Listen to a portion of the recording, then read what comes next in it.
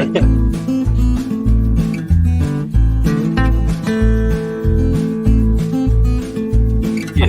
great.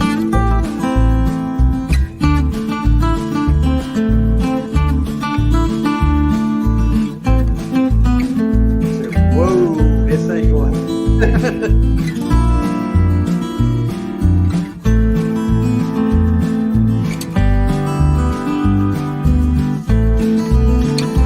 Down the side. And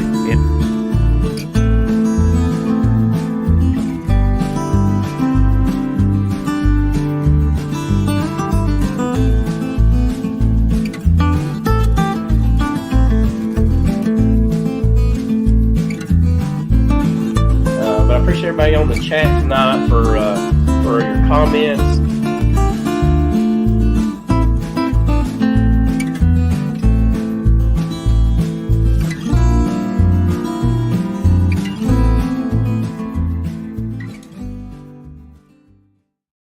Well, hello, you great Bee Nation out there. Welcome to the Bee Connection. Glad to have you folks on with us tonight, and hopefully we'll have a good show. And we're going to talk about honey today. I just, after Tom and Melissa was set the Facebook on fire with which honey was light and dark and all that, I thought it'd be a good time to talk about honey since it's pretty much over with for us. Just a little bit what's going on up here in the mountains.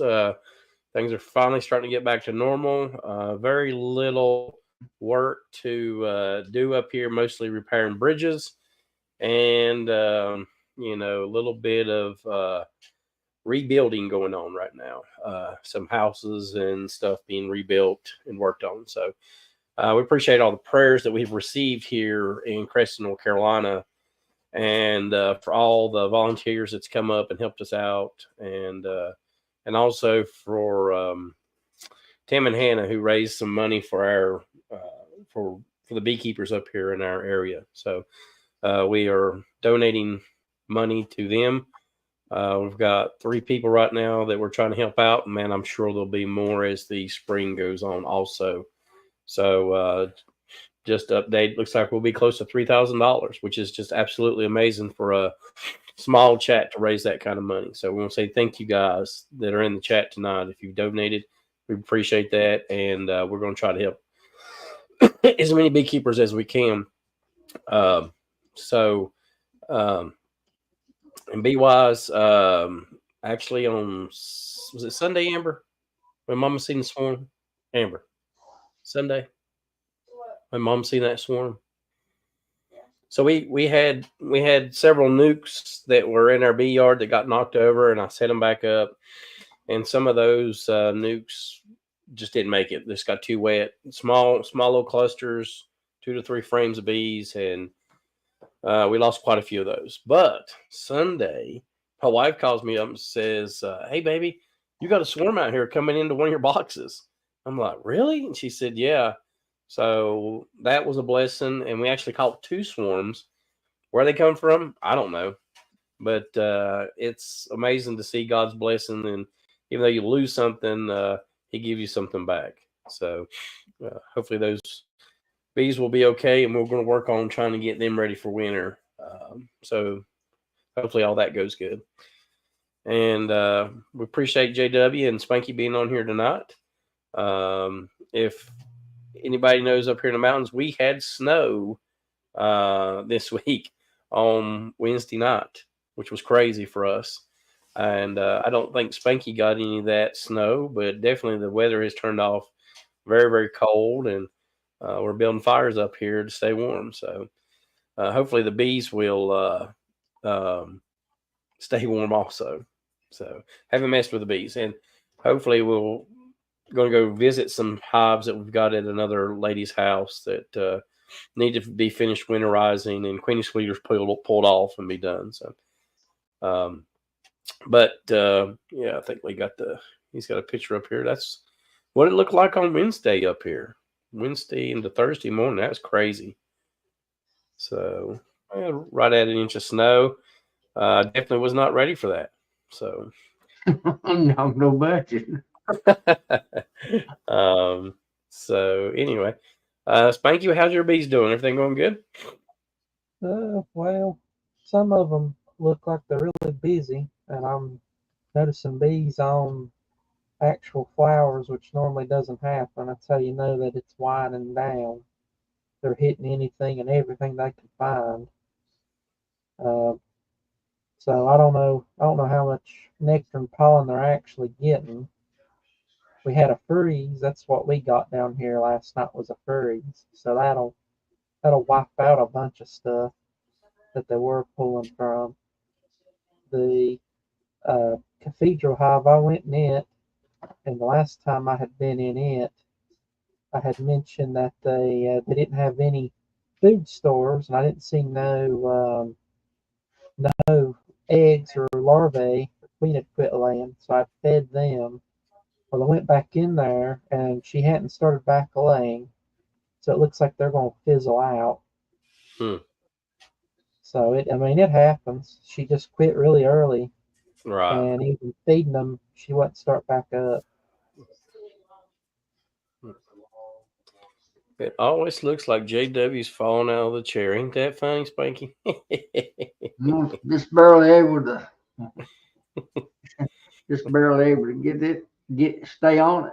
Yeah, I mean, you get out of that wheelchair and get into that one. It's kind of wobbly, ain't it, JW? Yeah, you only got JW, one leg and half an arm. Why, yeah. hard to get around. How's your bees doing, JW? Oh, they're doing pretty good actually. I'm feeding the heck out of them. I'm feeding about 15 pounds of sugar a day. In Wow. in 1-to-1. I don't feed 2-to-1 ever. And then I make my own feed for the winter. Make Now, a hard feed. you just open feed, JW? Is that what you're doing?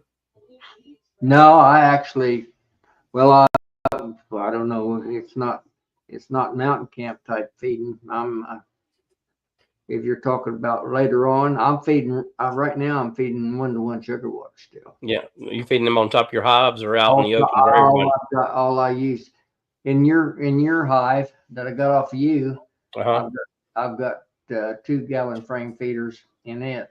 The rest of them has got I feed gallon buckets on top. Yeah. There's Darren right there, and I think you have a picture for him. Is that not correct, JW? Well, I may have. I don't know if I can find it or not. See, look at there, old buddy. That's a big old crappie. Yeah. I caught that today at 17 1/4 inches long. Wow. That's the biggest one I've ever caught in Illinois, believe it or not. I've caught some that size in the South, Mississippi and in Alabama and Georgia, but I've never caught any that big up here.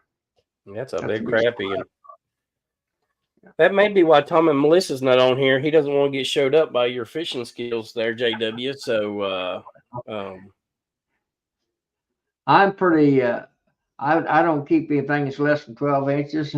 I hate to admit it, but that's the only keeper that I caught today. I caught that really?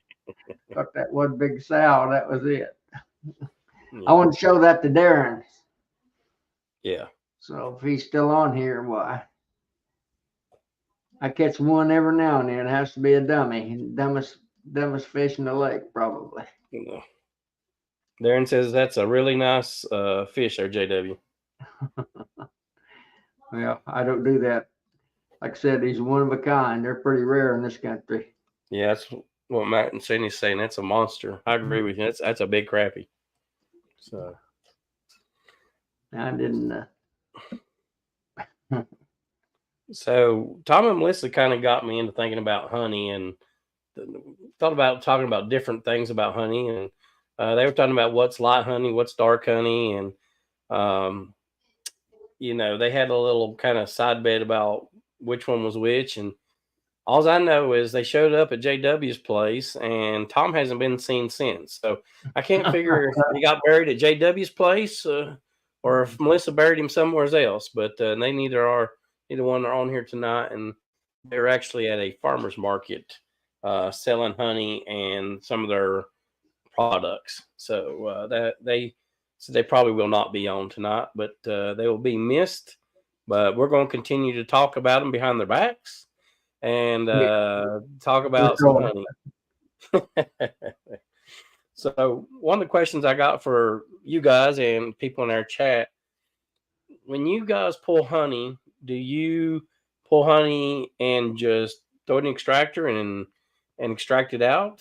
I'm a little picky about how I do my honey. I go from the light honey and I start there and I get all my light honey, and then I kind of get medium honey, and then I finish with my dark honey in my extractor. And then I usually do like 3 different types of honey, and sometimes you can get different flavors that way also. And I think it gives the customer a little different variety also. So that's how I do my honey when I extract my honey. So JJ, how do you do yours when you extract your honey?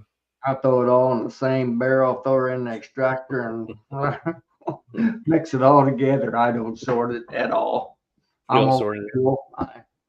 It's people ask me, well, what kind of honey is it? Most of my honey is primarily probably clover and alfalfa, because I'm in a rural community around a lot of livestock, where they bale a lot of hay and so forth, dairy farms and so forth. So, and my bees work wildflowers and the other stuff also. But and I've got some different pollinator flowers, in the area. But I just tell people it's wildflower honey, or primarily clover and alfalfa, and I mix it all together. I don't sort it. You don't sort it at all. No, What sir. about you, Spank? Do you sort your honey, or are you pretty much just like JW and just throw it all together and here's what you get? Well, I mean, I'm trying to get it in and get the stuff back out. Mm-hmm. I don't have time to take and do painstaking, because if I've got a box in the house, then that's in the house in the way. Right. So, but with those little shallows, that one year I pulled 3 off the same box, and each set was a different color. It went from light to dark. Yeah. So I got the light, the amber, and the dark, because I ran Right. 3 boxes, and each box was one specific color. So, have you guys ever pulled honey and you got one hive that's got super light honey and you got another hive that's got super dark honey? Have you guys ever run across that? I mean, I've had old spring honey and had 2 boxes sitting next to each other. And I had one box. It was almost, I've never had honey so clear. It looked like water inside the comb, almost like I had fed sugar water to it. And it was so clear, I couldn't believe it. But all the other hives in the whole yard was a lighter amber or even dark. So that really surprised me. Have you guys ever seen anything like that? I've noticed it in different yards, but never side by side. But however it comes out, it all gets thrown in the bottling tank together. When I extract it, whether it's light or if I got a bucket of light and I got a bucket of dark, I mix it. All my honey, it'll be naturally lighter in the spring than it is in the fall. I think most people's are. But as far as me sorting it, I do not. Right. So Philip Morris asked a good question. He says, Ricky, how can you tell the color when it's in the comb? So a lot of times I hold mine up, especially like this light behind me here, and I'll just kind of hold it up and compare the frames to each other. And usually I'll run anywhere from 8 to 9 shallows or mediums at one time, and I will go through and sort those frames from light to dark, depending on how much light passes through the comb. The clear honey was, man, you held it up to the light, and all you could see was the white cappings. How clear that honey was in that box. It was just absolutely amazing. So, See, that box I harvested this year, it looked clear when we uncapped it, but in a jar, it's dark honey. Huh, You that's pull it out interesting. on like a knife, and it looks clear. Yeah, I don't know what's with that. Yeah, and I'm really I pull honey pretty frequently. I'm not one of the beekeepers that stack, 4 or 5 stacks high. Mine usually is because I have so many people wanting honey. It's like when a super gets full and I have a bunch of hives, I end up pulling those hives as the season goes through. So, I don't wait till the end of the year to pull my honey. It's probably as soon as them supers get full, I'm pulling it off. So You just pull it on a kind of a as needed basis, then is what you're saying. You don't have an extraction date to pull everything or anything like that. no, I pull pull. twice a year. I pull early and then I pull late. That's Yeah, I mean, I know a lot of people, beekeepers, pull twice a year, and they're pulling early. Somewhere around July, maybe a little bit before then, and then they're pulling right in. So, and there's a good combination of Lee's honey and talking about light and dark honey. That's a good reference between those two, I think. Yeah, it is. Good Usually, if I'm able to get out there at different times and pull, all my buckets that I keep my honey in is red, but I have different color lids. I have white lids, yellow lids, and orange lids. And that's what, whenever I grab a bucket, I know if I'm grabbing spring, it's my white lid. Summer, late spring, early summer is my yellow for the tallow. And then the darker fall, like goldenrod or anything, has a red or orange lid on it. Yeah. And I really don't want to mix that goldenrod in with some of my fall honey because, we can get basswood and stuff real close to the goldenrod starting up. So I don't want to mix that in there with that stinky honey. So That's the good honey. that's the good, yeah. Mike Berry's got. He said, "I'm like JW. I blend it in nowadays. Maybe keep 1 or 2 buckets of light, but the rest is all blended together." So, Yeah, and I'd say most beekeepers are that way. Yeah, the commercial apiary up the road from me, O'Neill's, they blend all of theirs together. That way it just stays consistent in their jars and nobody's asking the question, hey, what's the difference between that light color and that dark color? Yeah. Well, to me, that's a conversation piece. Exactly. It gets if you you're talking and kind of explaining what the differences are and the different flavors. right. And I agree with you. That's a big selling point. There's a gentleman here that sells street market honey, and his biggest thing is he does have it. This is sourwood honey. This is lavender honey. This is and he's got just flower honey or spring honey, but he's got the different flavors there. So it's when your clientele comes and looks at your honey, it's like, oh wow, this guy's got a lot of different products. So.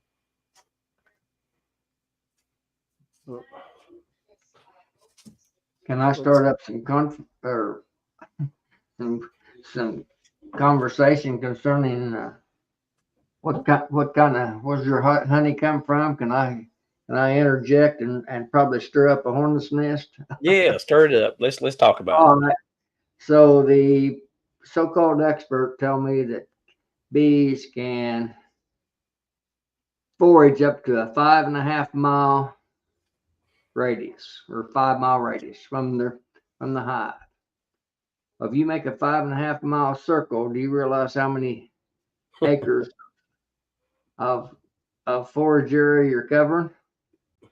Oh yeah. Figure that up sometime. It's in several thousand in a 5 mile circle.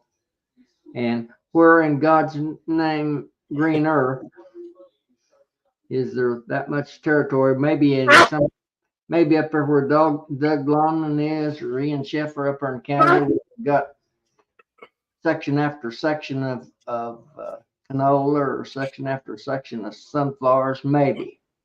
But we're in the South 48. Is there enough area that's all the same? It's all going to be planted the same, forage that you could say honey is this or honey is that, or if you understand what I'm saying. Oh, I absolutely see what you're saying, JW, and it's like Philip Morrison's here. JW causing controversy. Who would think it? So Yeah. Well, so I'm good at it, but I mean, think about it. I mean, there's those bees don't have anybody, don't have a set of reins on anything where you can guide them that I'm aware of, or don't have, Right. you know, any control. And I understand that they're going to stop the first place that they happen to like. But if they don't happen to like it, they tell me they can go to 5 miles. And if they are, there's lots of different forage available to a honeybee in a 5 mile radius from the hive. And I absolutely agree with you, JW. And I will say this, in North Carolina, for it to be considered a certain flavor, it has to be at least 51% of one variety of flower. And that gets down to, well, how do they do that? And it's about the pollen that's in that honey. And well, if doesn't mean that, you know, the floral source that they're getting is some flowers give more pollen, so it doesn't really mean the pollen coming in is actually the nectar source also, if that makes good sense to you. But up here we do get good blooms, and what I was always taught that bees really go for what they can get the most of. So if poplar's blooming, you better believe those bees are going to be on poplar because it gives such a huge nectar source. And that honey is super dark, and it's pretty easy to pull that apart from the regular honey, spring honey that we're getting. And then during our sourwood flow or basswood flow, up here in the mountains of North Carolina, there's really not much blooming at that time. You get the clover, like you're talking about. Some jewelweed kind of gets mixed in there. So yeah, it's definitely not going to be 100% of that honey, but we can pretty narrow it down up here where we're located at, just because of the way the season blooms up here. So if that makes good sense to everybody. Yeah, I understand what you're saying. We just got so much variety in my foraging area that I'm reluctant to try to tell people that my honey is any certain. Yeah. And then when goldenrod comes in, you can pretty much guarantee it's goldenrod mixed with asters, and it's going to crystallize pretty quickly. So it makes it fairly easy for us. In our spring, though, when the locust is blooming and the clover's blooming, apple trees and every other flower blooming, you're pretty much at the mercy of what's going on in the environment. So yeah, see, Brian says he calls his, he's in the mountains out there, but he says he calls his local wildflower. That's basically what I do. Yeah. People ask, and I don't sort it. I just said it's from a variety of forages that's available in our area. I really don't think you can go wrong by saying that on your honey. You know what I'm saying? Well, and you can also, here in North Carolina, if you're with the North Carolina Bee Association, you can send your honey off and have it tested at a discount. They send it to down next to Clemens, South Carolina, and they actually can test your honey and tell you what supposedly that honey is. If that makes good sense to everybody. So well, this is the first year, believe it or not, in modern times that I've sold honey. The last, since I started back after I got out of the cattle business and started messing with more honey, I gave all the honey away up until this year. So I had a lot of repeat customers for my honey in the past. You must have really had a bumper crop of honey to be able to sell it. So I tell people my urban bee honey may have some root beer from a local elementary school. Now that's good, Philip. I do know that we had somebody, and I won't say just in case someone's on here from Creston, they were actually getting sugar syrup soda from Dr. Pepper. It was going out of date, and they ended up getting Gray Pet sugar syrup. So of course their honey was purple, and they was selling it as purple honey from North Carolina. So that's a no-no, and I wasn't very happy when I found out that was going on. But that did happen up here. So you got to watch people. So what about you, Spanky? What do you think about honey? Uh, what would you say about your honey? Would you want to break it down into categories, or would you say that just putting it all in one group is good enough? I mean, I don't know what all's in it, around my area. This year I didn't plant any of the cover crops like the buckwheat, and I had a lot lighter yield this year. There wasn't as much given this year as there was in previous years. But I mean, I don't know what all. I mean, there's all different kinds of stuff around here blooming, and um, you could, if you do pollination contracts, you might could claim that your honey, because some of those farms are over 5 miles, and if you get lucky and they put you in the middle of it to try to get prime pollination. But I mean, around here they're just picking up whatever is growing. Yeah. So what you got there, Spanky? You showing right there before I pull some of these comments up and we go over them. You can see the bees coming out of that hive there, yeah, right there. So there was bees in it. That was right after the hurricane came through. But I mean, they're not laying or anything, so I don't know why. And then I got a picture of a honeybee on goldenrod. That's the first honeybee I've seen on any goldenrod around here, and I've not seen one on it since. Mm-hmm. So, and that was kind of like around here. Normally, I never see the honeybees on goldenrod, but they were all over it this year, and I know it was going into the hives because the hives stunk, and that doesn't usually happen again at my property. But I have another place that I know the bees always get on the goldenrod, so it was a very unusual year here, and that goldenrod didn't last very long either. So. yeah, they love the asters around here. That's what they flock to. Mm-hmm. So we got two comments here, and I think these are very good comments. One's from Brian, and he's saying people are looking for local honey for pollen allergies, and we can tell them where our yards are so they know what local means. And then Russ Copeland made a very good comment, and he says, what's the meaning of local honey? Is that within 5 miles or 50 miles of what distance?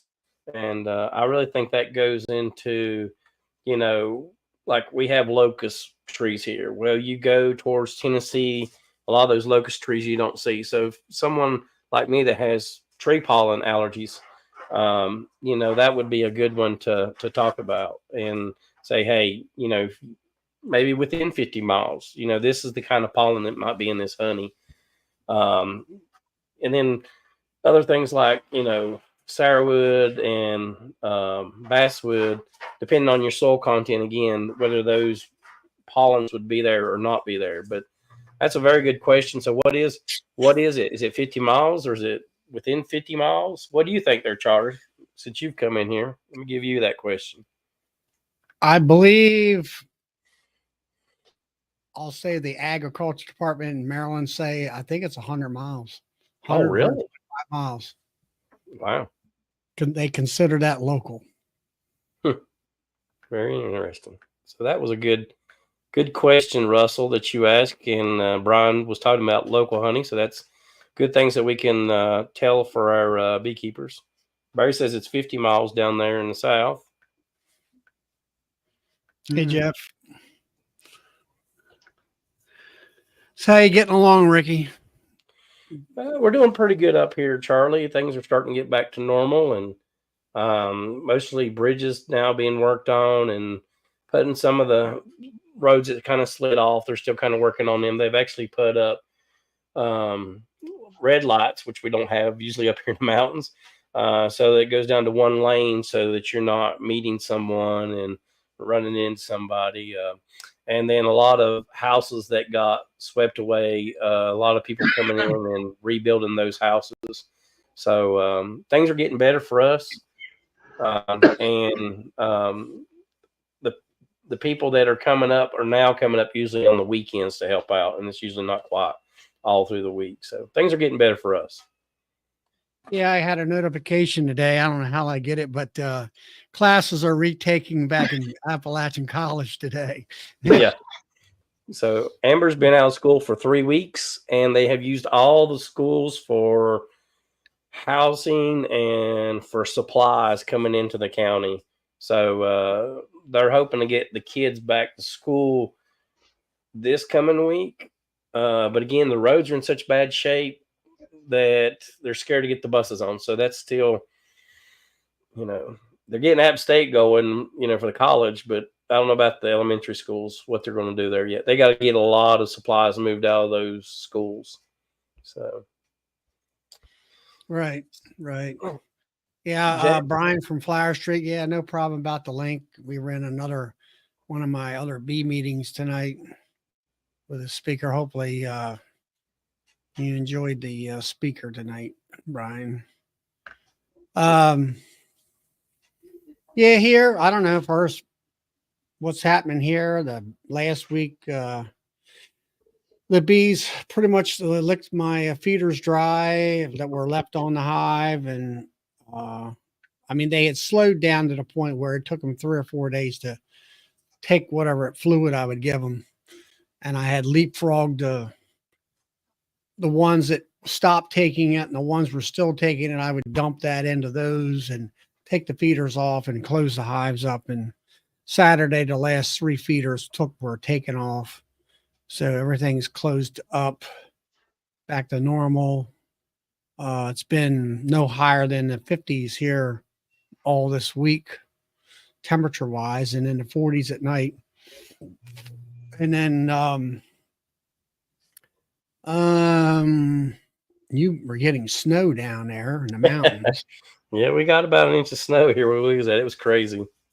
And then let's see.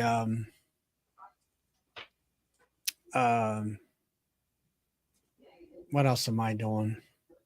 Oh, I had to make some more entrance reducers. I reduced the entrances down to 4 inches from the full width on my 10 framers for now, until I put my homemade mouse guards in later on. And I've been kicking the idea around. This is one of the guy we had was Bill Hirsch back on the night. He talks about the condensing hive, which, no upper entrances, insulation, and where it creates a heat dome within inside the hive. And I've been thinking about buying myself a 4x8 sheet of insulation and putting that up, at least up on top of the hive, and keeping it warm so they can. What are you doing, passing a dog from one guy to the next? That's what it looks like. And so anyway, that's what I'm thinking about doing. I had some candy boards that were 3 inches deep, which has a piece of aluminum on the one end. And I'm thinking about maybe getting some 2-inch styrofoam insulation, cutting it out exactly and shoving it all the way in, and then putting that on top, which is the same dimensions as a normal hive body, and then put your telly cover up on top of that. So I'm thinking about doing that. See whether that actually helps the got too many conversations running here. I got a wood customer on my text message me. And but I'm figuring on maybe doing that and that kind of thing. So you're trying to build a heat dome, or is that just like, you don't want? I know for me, I try to tell people don't have empty equipment on top of your house, especially going into winter. You really want to get down to what resources they're going to be using for that season. But when you talk about heat dome, explain that just a little bit. The heat dome, there's been several articles over the last couple of years in the American Bee Journal. And basically, it's just like all these licensed hives and insulated hives that you can buy today. I had one. It was a 6-framer. I just sold it because it's because it's an oddball, because I can't put everything's not interchangeable. And it had, where you had the locking devices on it, and it had a roof line, and it was 6 frames wide, and it was about 1.5 inches of insulation. And then you put a propolis trap as your inner cover, and then you put the dome up on top, or the lid up on top of that, which is insulated. Well, the bees will generate heat, and as long as there's not a cold surface above them, moisture will not, condensation will not form and come down on top of them. But what happens is the heat goes up and it creates a dome of heat. They will live in the top of the hive where it's warm. They don't have to work so hard. It's already a known fact. They will not have to eat it. The guy said tonight, if it's a ventilated hive, they will eat 12% more of their food. Huh. That's what the science people have come up with. Right. So they eat less food, which is true. And they're passing that dog around all over the place. It's going everywhere. And then the heat goes down the sidewalls and condenses on the side. Usually the sidewalls are not as insulated, or if it's a wooden box at all, most cases, the moisture will condense on the inside of the walls, and then the bees will drink that moisture or use it to liquefy the honey so they can eat the honey. Yep. Tara Cardiff, the guy up in the Yukon, has talked about that, did a lot of paperwork about that. This Bear Hirschbach, he's put out several videos. I've seen him one time in person and several times on YouTube and talked to him. There's another guy back in, I'm going to say 2022 or something like it, ABJ. I don't remember if you ever remember the plastic domes that you could put up on top of your hives? Huh? And he's going, well, that's not that ain't the same dog, They have changed color. He got scared. So you had those plastic domes. Well, this guy, he was an engineer and everything. So he said, boy, this is BS. It's going to let all this water down on the hive and kill your bees and all that. Well, he found out that thing captured the heat and it made the water go down the sidewalls. And actually those bees survived way better than the ones that just had a ventilated hive. So that's why you see all these insulated hives. And that's why, like I say, the philosophy of venting your hives, people are going away from that. Yeah. And that goes back to like my horizontal hives, 15 to 18 frames. And what that does is those bees have a 2 to 4 inch section where they're staying in that warm air. If it's a double deep over top, right, then the bees are in the bottom of your box. They've got to warm that super above them where all that honey is getting a lot of moisture. Maybe at the top it might actually freeze, and that's when you get the rain down, right? So if your bees are already at the top and they're in the horizontal, you're just kind of working across, you have that 4 inch chamber basically of warm air for those bees to continue to move over, and they stay in that warm air until the bees in the double deep, they've actually got to get to that top box to be actually in all that warm heat. So that's what Bill was talking about. He had a insulated telecover, and you could see he had on the slide, he had it circled where the bees were right at the insulation, and they stayed right there. Yep. Now on the outer perimeter of where the circle was around the rim, you could see the moisture on there. Well, that's not where they were at. They kept everything they kept everything in the center and hot, where they were located at. And then he also talked about I guess it's a CO2 buildup inside the hive. And everybody says, well, hypoxia and all that. He says, bees are not humans. They don't breathe like that. Yeah. And they actually like that. It puts them into a Yeah,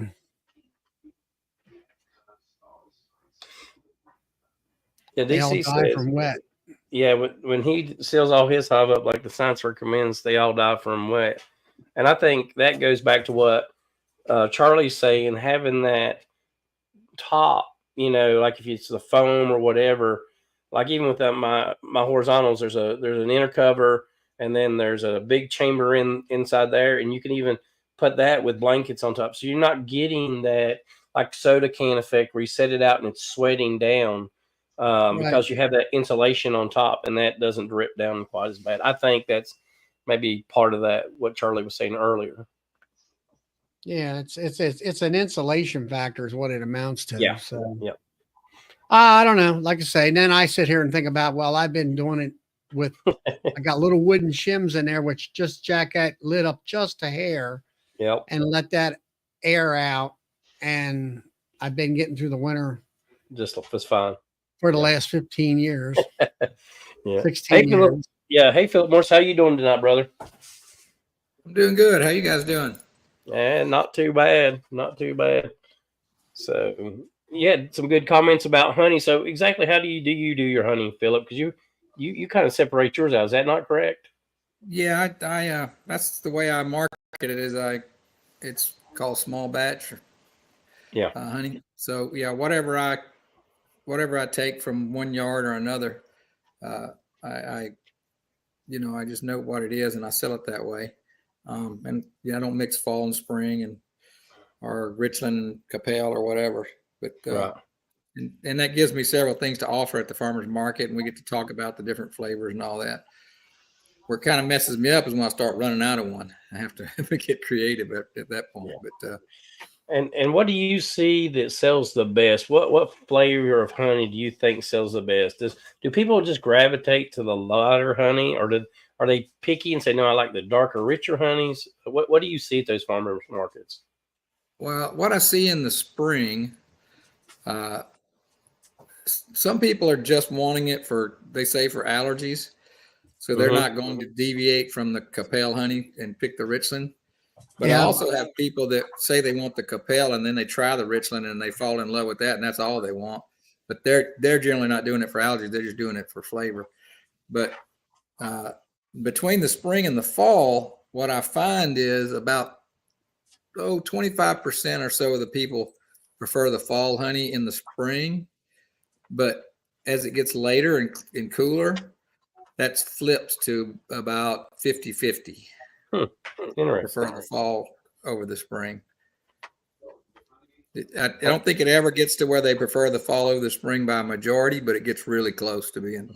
So do you have a lot of customers that come in and ask, like what you were just talking about, this is the honey that I'm looking for, and will they buy something else, or are they just going to wait till the next year to get that flavor? Most of them will go because right now I'm out of the Capel spring honey and the Capel fall honey. I hope to have more Capel fall honey in November, but so most of them that are buying it from me out of my house will say, yeah, I'll go ahead and take the Richland honey and buy it. But at the farmer's market, when I tell them I'll be back out in November with the fall honey, some of them will go ahead and buy the Richland, but some will choose, well, I'm just going to wait till November and come back. It just really depends on the person. Yeah. Most of them will take what you have when you run out, which is good because, I have a lot more of the Richland honey than I do the Capel honey this year. Keith Spillman says, my customers like dark honey because that's all I have. That's funny. That's good.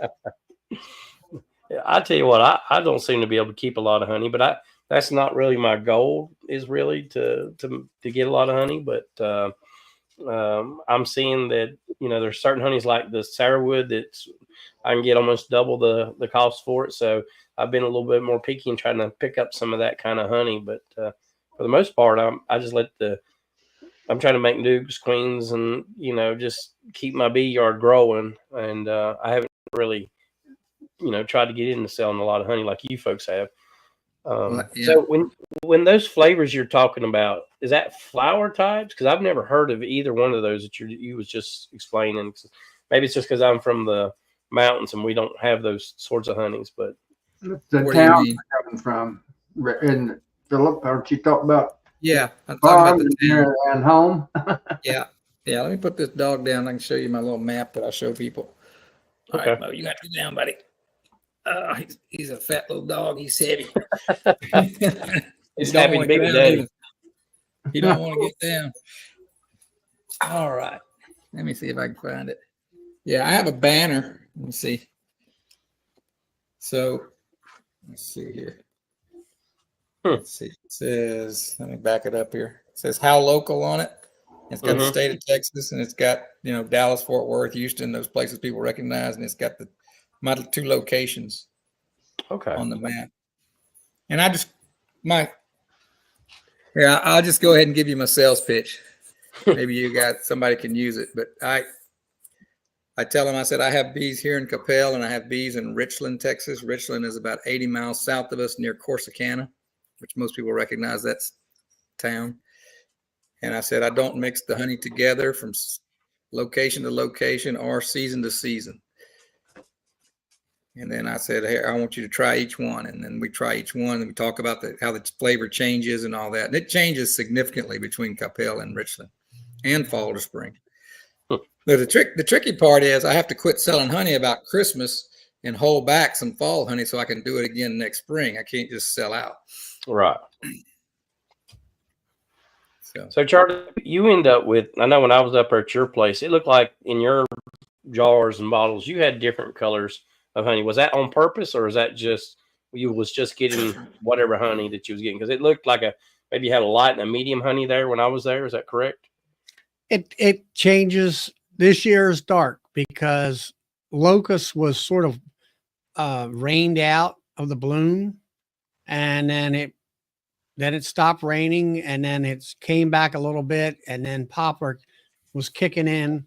Poplar has a more darkish reddish look to it, and that's what my honey looks to me now, and it's still sweet and nice. I mean, I get lots of good compliments, and I sold, I don't know, I think I sold 10 or 15 pounds today. And talking about I get a lot of people coming in bad allergies all the time. I had one guy come in today. He bought like a 1 pounder or 2. I think that's what it was. He buy 3 pounds for himself, a 3-pound bottle for himself, and a 2 pounder for somebody else. His kid had problems, allergies or whatever. And, he's telling those people, from one person to the next, and he's buying it for them. I said, you need to try this. It'll cure you. So, I get a lot of that around here. So but yeah, this year I don't try to separate it. That's just, honey comes in April, May, and June and July or June. And then this year it seemed like July, there was a continuation of summer honey coming in. And even the bee inspector couldn't tell me where it was coming from. And all that kind of stuff. So, I just tell them it is what it is. I don't try to, there is not one thing, then it stops and something else goes. It just kind of all comes in at one time and leaves. It's whatever comes in, I take, and then some people ask me, well, do you take the frames off as they're capped and harvest them? And do you harvest like 2 or 3 times, over a span of time? And I'm like, no, I just wait till July hits and I'm done. Right. And then I go out and I'll pick enough hive supers off to where I can get all it extracted within, let's say, 3 days. So there's no hive beetle problems or wax moth problems and stuff like that. This year, I think I actually went all the way up to July. Usually our flow kind of ends around the 20th of June. This year, the nectar, I tested it, and it was, there they are. I tested it, and it was wet, and I waited till July. And I think I should have went and waited for 2 or 3 more weeks. Guarantee you they're eating. That's what I'm going to ask you, JW. Are they eating? Guarantee you they're in a restaurant. They look like they're in a bar. Look at that black Oh, no, eye they're- Tom has right there. See, They're I in a knew it. market. So we can't hardly hear you guys because in case you can't hear it, there's a lot of music going on in our background. We're out at a market tonight. Sounds like a street party because it is. But we wanted to drop in and say hey since we weren't able to be there for the whole thing tonight. We got a little bit of a lull right now in our traffic. So We appreciate you guys coming on, Tom and Bliss, and I hope you sell a bunch of honey today. And don't sell all that bourbon honey because I'd like to have a bottle of that just to let people try. We're actually not going to sell that anymore. We're going to save it all for JW. Oh, there you go, smart lady. We know it's his favorite, so we're not going to sell that anymore. We're just going to save it all for him. There you go. All right, well, since there's a lot of noise going on here, we're going to let you guys go. We just wanted to jump on and say hey to everybody. Appreciate it, Tom. All right. Bye, guys. Bye. See ya. All right. See ya. Well, I'm that's sorry, good. that bourbon honey is some nasty stuff. I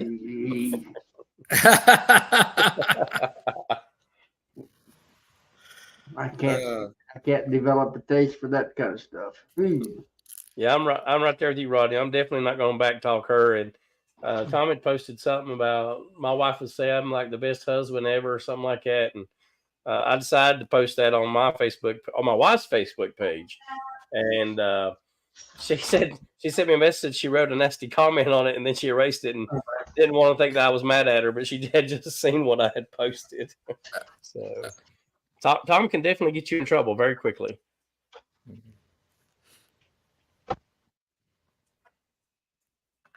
So one of my big sellers, Ricky, that I'm getting low is these little, I call them honey samplers.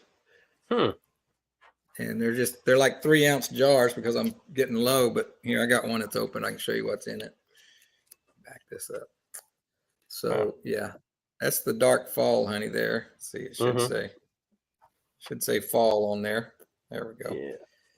And I had to put that sticker on there because my spring honey in Capel it's lighter, but it's close enough that I wanted to be able to tell for myself and for people that were opening them. And then the Richland honey is real light. Oh yeah, it is light. Yeah, that's kind of like mine's not quite that light, but normally it looks like that. Mm-hmm. And then the last one that you had for spring is kind of like that this year. Yeah, well, mine was lighter last year too, Charlie. It came out darker, and it came in later too. It came in later, and it came in darker. Last year is when I pulled off twice, and the first one was lighter than the second pull. So how much do you sell something like that little sampler for? I mean, are you basically doubling, or just say, are you doubling your money with that little sampler, or what? I'm not doubling it, but I'm probably half again higher. I sell it for $20, and it's only 9 ounces worth of honey. Of course, there's a lot more work, and there's I'm having to handle 3 jars instead of 1. So, but it stretches out my honey, and I'm able to because I should have enough in these small jars with my Capel spring honey that I can continue to let people try that all the way to the end of the year. So that's that sampler pretty much will bring your customers back and say, hey, this is the honey I want from your sampler, basically. Yeah, basically. Okay. And some of them still just buy the Richland honey, which is all I'm selling in the big jars until the fall honey comes in. Although the fall honey this year is not going to be near as good as it was last year, or at least as much volume. I harvested just in Capel. I haven't harvested any fall honey in Richland, but just in Capel last year, I harvested 550 pounds. And I think when I checked the last time, I only had about 200 pounds on the hive. I'm hoping to get 300 now. So let me ask you guys another question about honey now. And I had some honey one time. I swear it was the best tasting honey I had ever gotten. And I sold it just like my regular honey. And I look back and I think, man, I wish I had saved that honey and put a really good price on it, or at least set some back. It was that good to have for later, because you may never get that flavor again. Have you guys ever experienced that? Well, I do have a little bit of last year's Richland honey, which was, it looks the same. It's the same color as this year's, but last year's was real fruity tasting. I gave some to a lot of people at Nobby to try it because it was very unique. But this year it's more citrusy flavored than fruity. So I do have a little of that I might decide to hold back. I'm actually thinking about taking that to the market in the little tasting jar and just showing people how it changes year to year. Because that's interesting. Because people came to me this year and said, I want that Richland honey. And I was like, well, let's taste it. It's a little bit different, but it still tastes enough the same that they recognize it, but it's not, it's different. I think last year it had some like wild plum or something in it. And this year, I think it was mostly mesquite because we had a real wet spring and they weren't building up at all. And then the 1st of June, I went out there and I'd kind of given up on a big crop. And then all of a sudden I looked up and the mesquite trees were covered with those yellow tassels. And then I was late. I didn't get my honey off until the end of July, which I usually get it off like the first week of July. And I'm glad I didn't. And I went out there and I thought I was going to have 200 or 300 pounds. I had 600 pounds of honey on them. So I was real excited about that. And it had to be the mesquite that brought that in because there was really nothing else was blooming when they finally blew up like that. So Joey says he has. What about you, JW or Charlie? Have you ever gotten that honey that's like probably the best honey and you'll never get it again? And you think back, man, I wish I had kept that honey. I don't know. Usually, when it's coming out of the extractor, you take a taste or a test they taste, and it's the most sweetest at that point in time, it seems like. And maybe because it's fresh and coming out and you haven't tasted, fresh. It's like comb honey when you bite into it. It's just different. Yeah.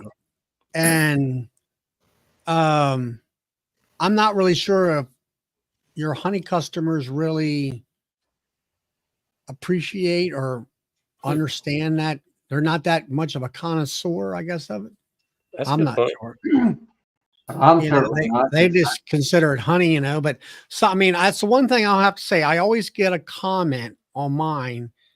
Yours is the best tasting honey we've ever had, but they've been used to going to the store and get it. That's right. Yeah. And I said, well, I said, you're buying that funny honey from China, and that opens their eyes up a little bit. And I says it's adulterated and everything else. And I said, you're not getting any, I'll say, medical benefits out of it at all. Right. That's true. And that kind of stuff. And I have it, like I say, I don't really, they kid me about being the, prescribing, my prescription on my honey to these people who have allergies and stuff. But I get a lot of them coming up here and they swear by it, and I'm only going by what they say that, this stuff really works and all that stuff. It's all that extra sawdust you put in your honey there, Charlie. Well, it makes it, I get a little bit more out of it that way, It's just feeling. I just, a few, just like a few specks, floating in there. I said, well, that's a pollen. That's pollen. That's flavor. That's pollen. That's just flavor. Crunch some bees up, put it in there, and double the price on it. It's organic. You say about that, but something I've been doing. I have my bottling tank, and I made some maple 1.5 inch square bars, and I put the bucket strainer that you get, the stainless steel one with the little handles that you draw out. When I take it out of the hot box out of the basement, kind of preheats the honey.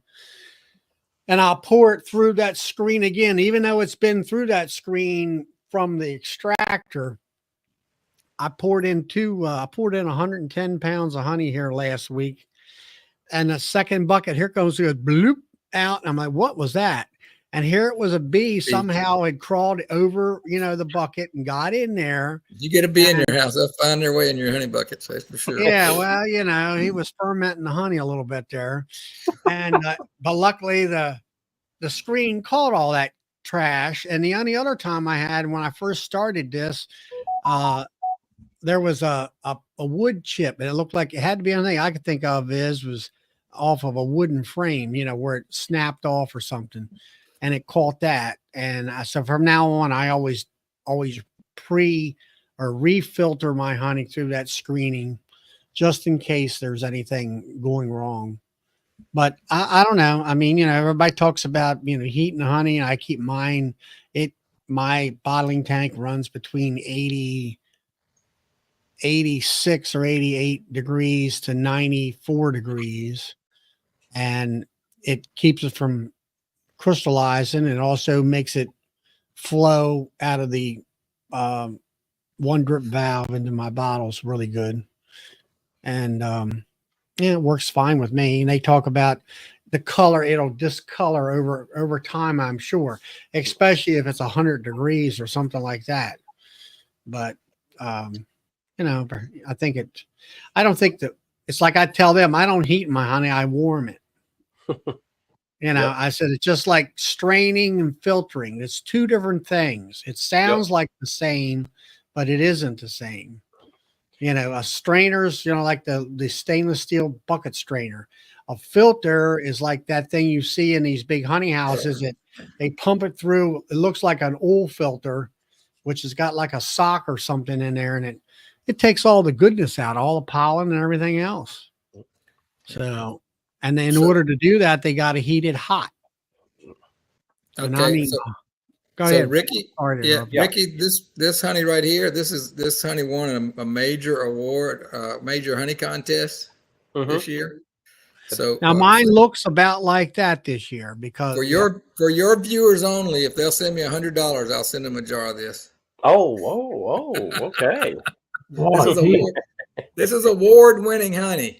I hate to be a skeptic there, Philip, but just saying.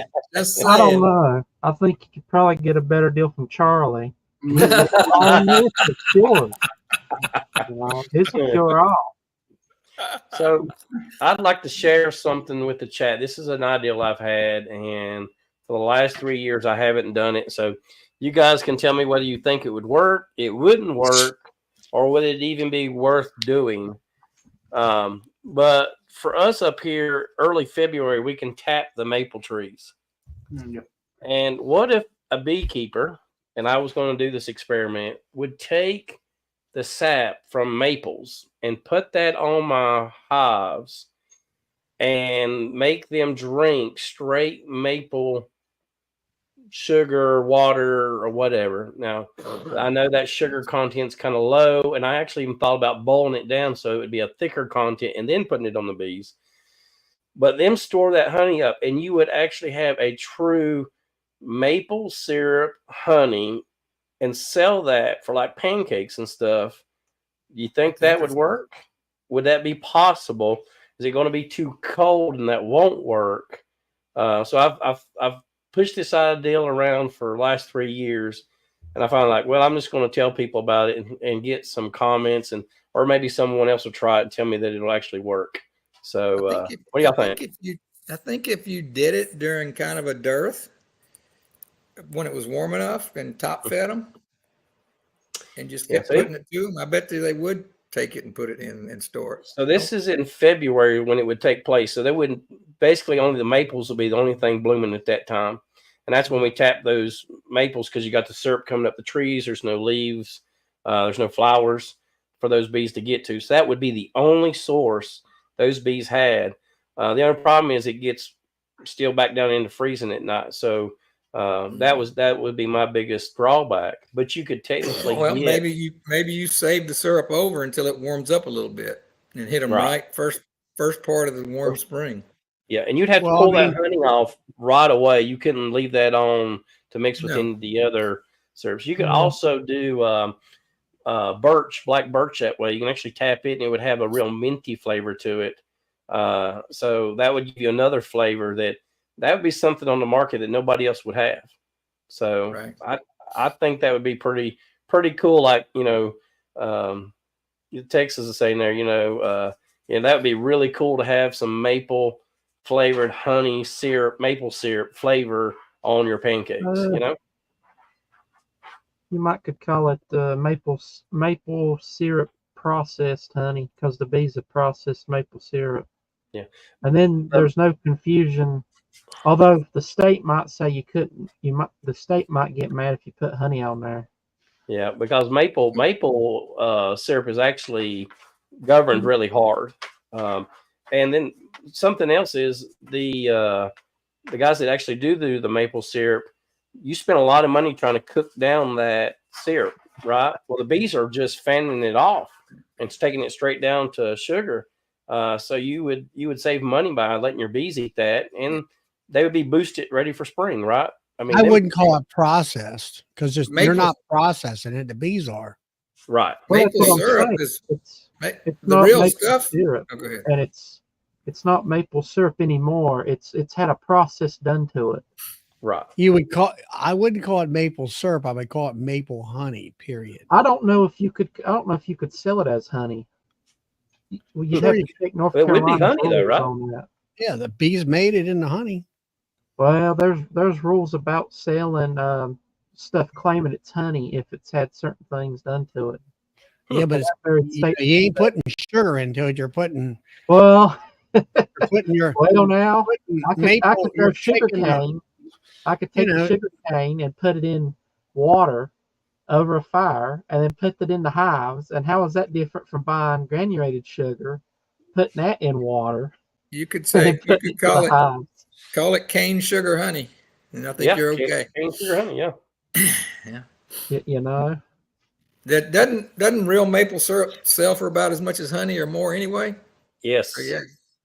So a man could actually enter a market almost on something that's never hit the market. You see what I'm saying? Do you actually make maple syrup, Ricky? I have made maple syrup before. It's a long process and a lot of work. It's not as easy as it looks. One cup down takes about 20 gallons to make a gallon of maple syrup. You know, now that's rounded in my opinion, but my personal opinion is why anybody would want to run a good batch of maple syrup by blending it in with honey. But you put honey and maple syrup on your pancakes, JW. You can do that. I don't use honey. Believe it or not, I am not even a honey fan. I tend to wonder to have good maple syrup. Yeah, I put honey on my pancakes or my ice cream. That's good. But anyway, that's an ideal. Any comments or hey, if y'all want to shoot me an email and tell me if you think it's a bad idea or a good idea, I'll put my email down. And that's something I'd like to experiment with. Or if somebody else wanted to experiment with it, that'd be really cool. Give it away for a small donation. Yeah.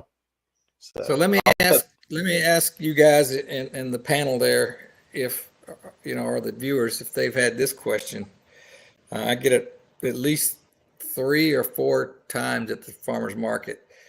They want to ask me if they use a metal spoon with their honey. Does that ruin the health benefits of it?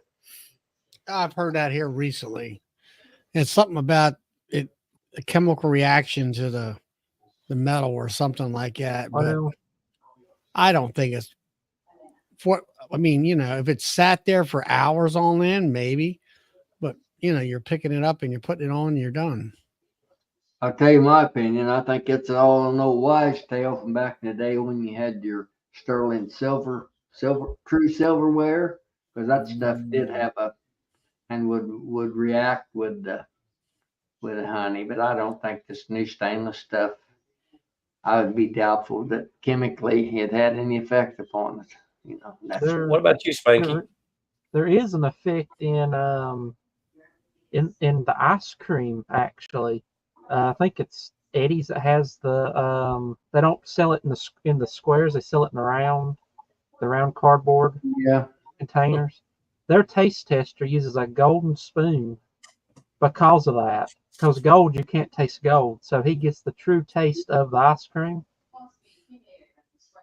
So there is a little something to that. I don't know how it would apply to honey, and I don't really know if it would matter much to the layperson.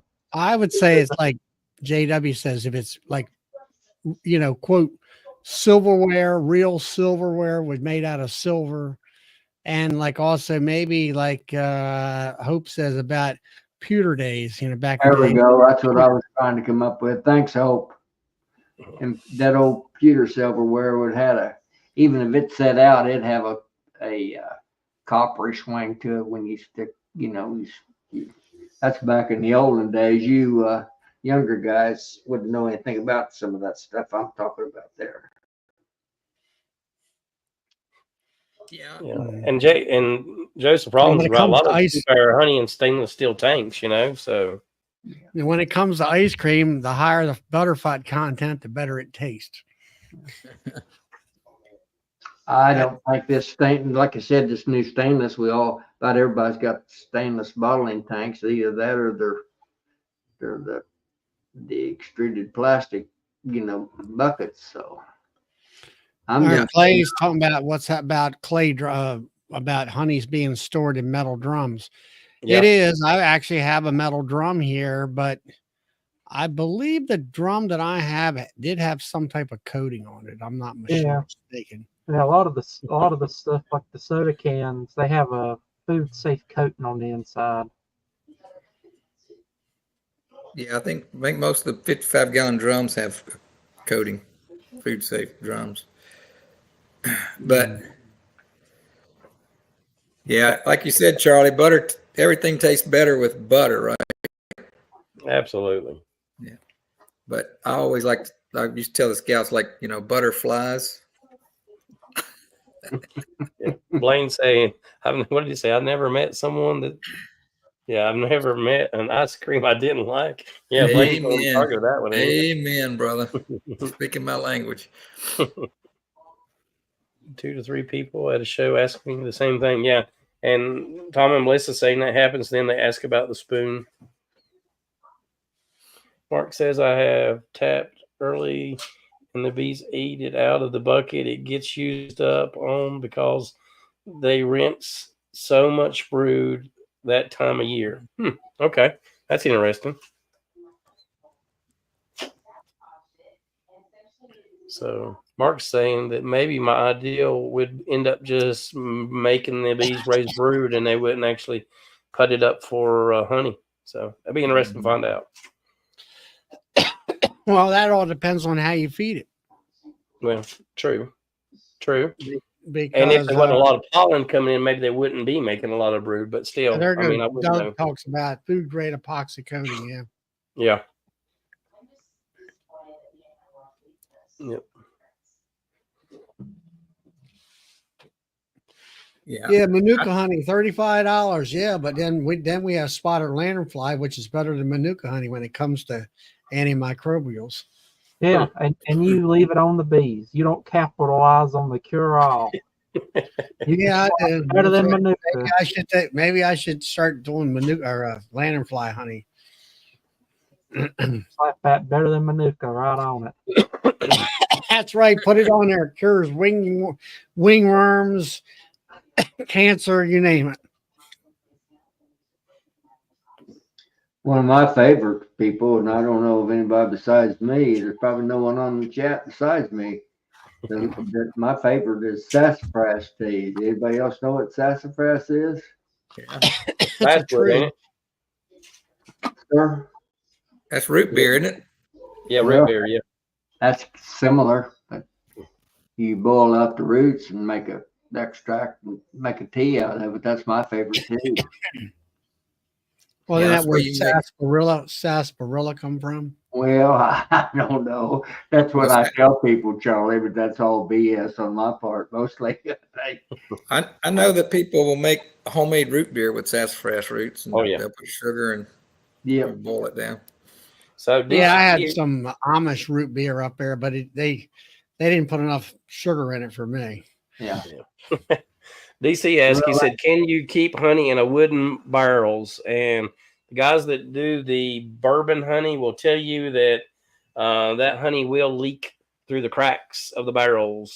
So it's really hard when you do the bourbon honey because it will come through the cracks and soak into the wood. Actually, that is. You just wax the barrel.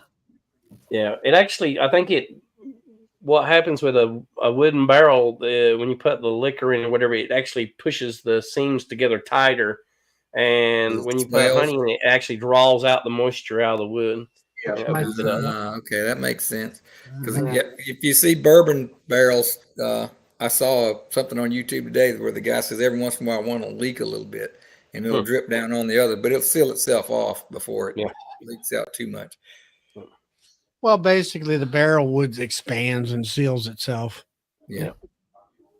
But Jason tried that barrel bourbon Yep. honey, and it turned into creamed honey.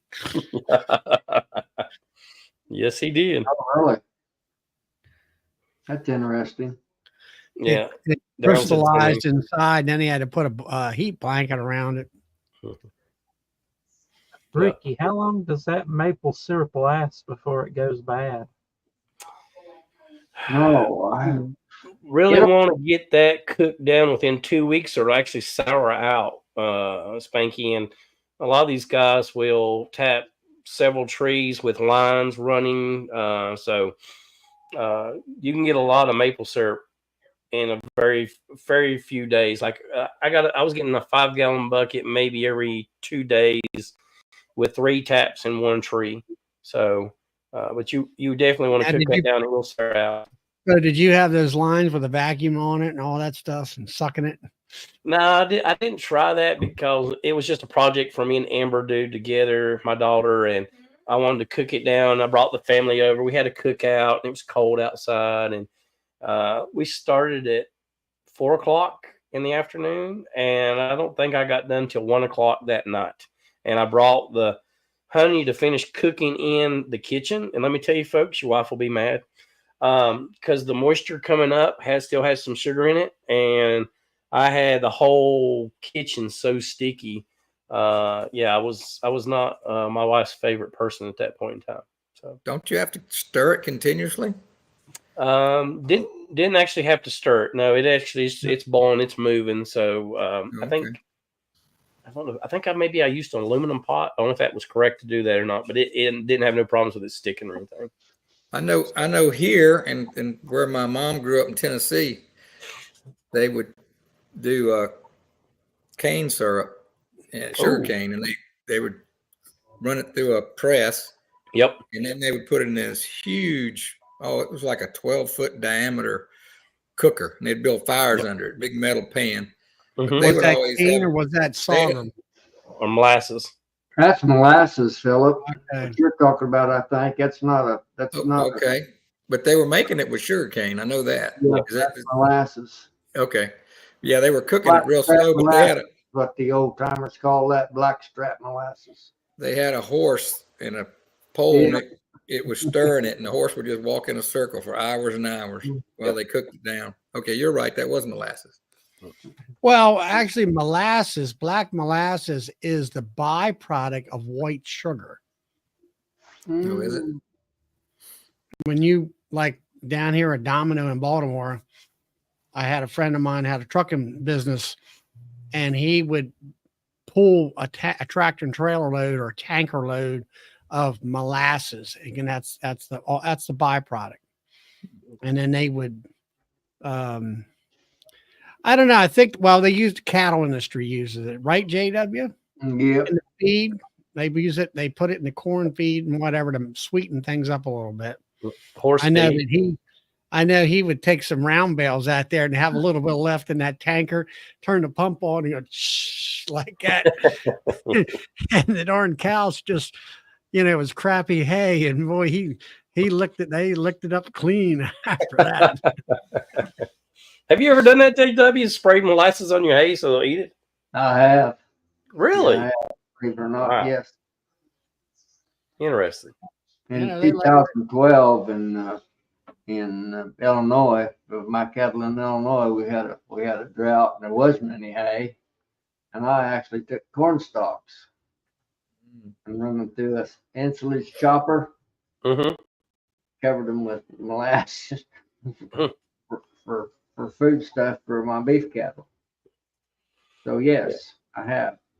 And I got a video on my YouTube channel of a friend of ours that made some molasses, and it's a real fun process. And again, getting molasses from somebody that's actually homemade molasses and kind of knows what they're doing versus what you get out of the supermarket or any other places, it's just totally different. The flavor of good molasses is really incredible.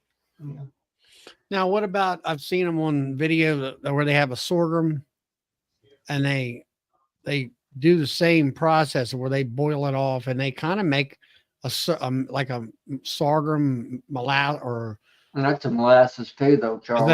is that a molasses, or is that a more like a I maple know syrup? there used to be a lot when I was a kid, young kid.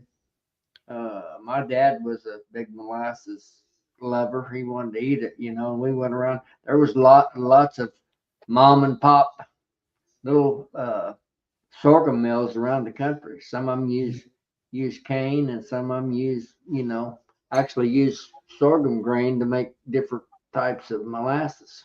Yeah, well, this guy here, he took an old what was it? Some kind of a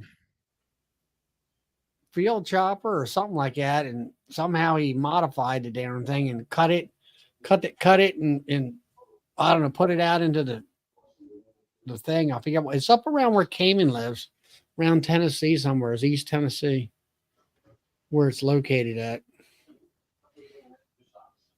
That's pretty cool what Brian just said there. And then Jeff's got a good point. You can take birch trees and make molasses. I mean, make syrup out of it, and it's got a really good flavor. That's probably birch beer. Yeah, yeah, it may be. Kind of like a root beer. Yeah, yeah. Birch has got a real minty flavor to it.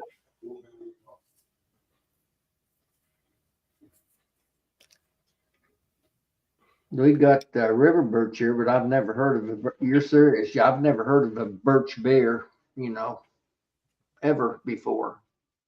They make beer out of birch sap. Is that what you're saying, Charlie? What's that? What? I was reading that. That's interesting. interesting. I've never heard of a birch beer. They make beer out of birch sap? Is that what you're saying? Yeah, that's what I thought. Birch beer is kind of like a root beer type of thing. We've got the river birch. Now we don't have white birch where I'm at. It's all well. I mean, I think you might see some of these here soda companies come with birch beer. I think it's more like a root beer type of thing. Maybe it's just a play on words or something. I don't know.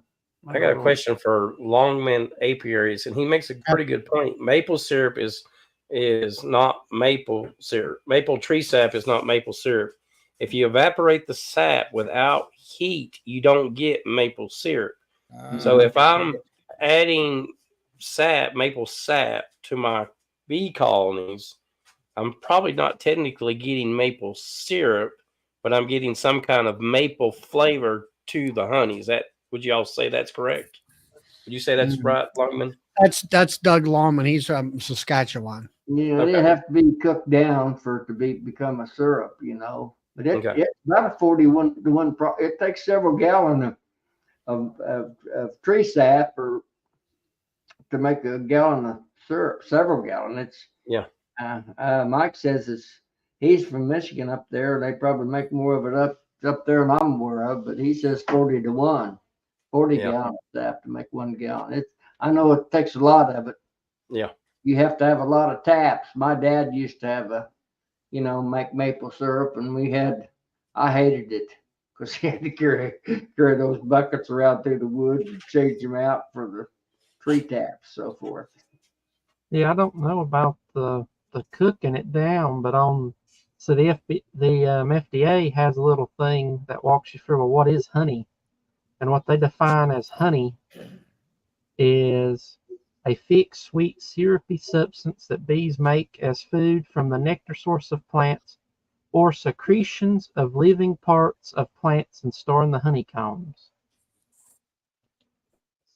So, I mean, would tree sap be considered a living secretion? Yes. You know, but if you cook it down, does it still fit that category? Well, he's not going to cook his down if he puts it on his hives. Yeah. So Roger says he has river birch in the spring, and if you cut the limbs, it steadily drips for weeks. Yeah, I've seen that. They will. And a maple tree will do the same basically too. You know, if you cut the limbs on them, there'll be sap run down the side for, I won't say for weeks, but for a sizable period of time. Yep. And DC's got a question, kind of a question. He says, don't bees use sap to make propolis, not honey? And I would say it depends on what sap you're talking about. Like if it's a pine sap, then they're probably making some kind of propolis out of it. But I really don't know what's in propolis. Do y'all know what's in propolis? Because it's kind of depicted on the area that you're in. Is that not correct? And it's a resin. Any resins out of the tree goes. Yeah, If the you resins. take propolis and put it in your Resins. mouth, just like Not the eating sugar. resin. You know, a resin ball that they used to use to mark the. Well, yeah, they used to use resin on the fiddle strings and stuff. Charlie ought to know something about They still do. that type of I stuff. got a friend of mine that makes rosin. That's what He makes- propolis tastes like. I mean, I collect propolis and chew on it, but it's got kind of a bitter taste to it. Yeah, a friend of mine, he makes fiddle rosin, and Yeah. I was talking to him about it here about a month ago, and it was something he'd been experimenting with, and he kind of come by accident to finally get his formula. He doesn't, he didn't tell me what it was, but it was, I mean, he says it makes the horsehair grab the strings, but it's also smooth. Yeah. And in order to get the right noting and whatever and stuff. And I have another friend of mine that's actually a beekeeper that I've been helping, and he is a fiddler that plays around the country, and he uses the same stuff that this other guy Tad makes.